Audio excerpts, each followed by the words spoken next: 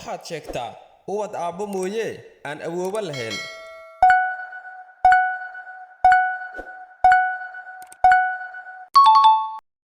Assalaamu calaykum saaxiibada ku xiran saasuuban ku soo dhawaada barnaamijkii taxanaha inoo ahaa ee gara jawaabta qaybtiisa saddexaad. Haddaba su'aasheena koowaad waxa ay noqonaysaa waxaad sheegtaa cuntada ugu horeyso ee ay cuni doonaan ahlu jannaha.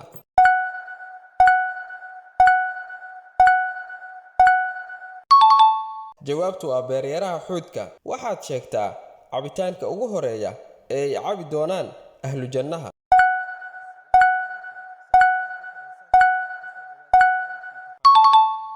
waa cabitaanka la yiraahdo salsabiil. waxaad sheegtaa xaaskii intuu uu nabiga hal dalqadood uu ku furay lagu yiri xaaskaaga soo cesho waa gabar soon iyo salaad badan waxayna ka mid tahay xaasaskaaga jannada.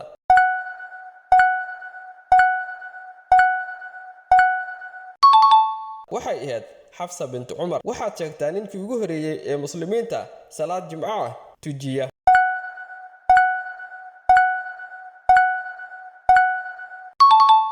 wuxuu ahaa saxaabigii weynaa ee Sacd bin Zuraara radiyallahu anhu. waxaad sheegtaa shanta nabi ee loo yaqaano ulul azmiga.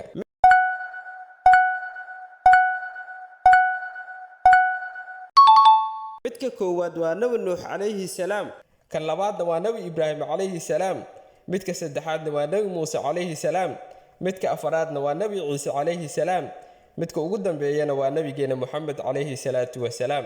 waxaad sheegtaa qofkii ugu horeeyay ee qora bismillaah.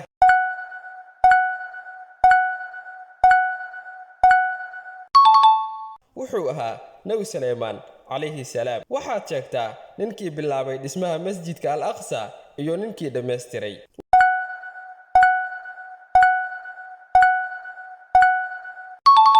waxaa bilaabay nabi daawud calayhi salaam waxaana dhameystiray nabi Suleymaan calayhi salaam. waxaad sheegtaa saxaabigii ugu horeeyay ee dar alla fallaar u rida.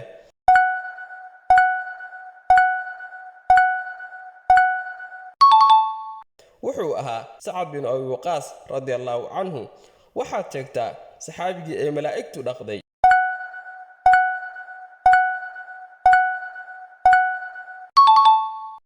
wuxuu ahaa Xandala radiyallahu anhu.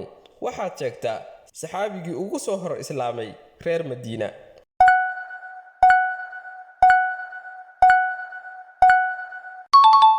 wuxuu ahaa Sacd bin Zuraara radiyallahu anhu.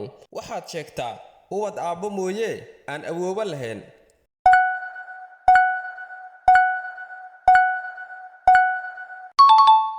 waxay ahaayeen ilmihii nabi aadam calayhi salaatu wasalaam.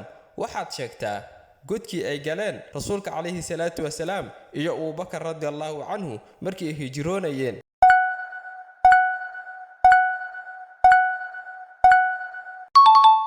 waxa ay galeen godka loo yaqaano qaaru thawr. haddaba su'aasheen ugu dambeysay barnaamijka waxay noqonaysaa waxaad sheegtaa qofkii ugu horeeyay ee qiblada u dukada.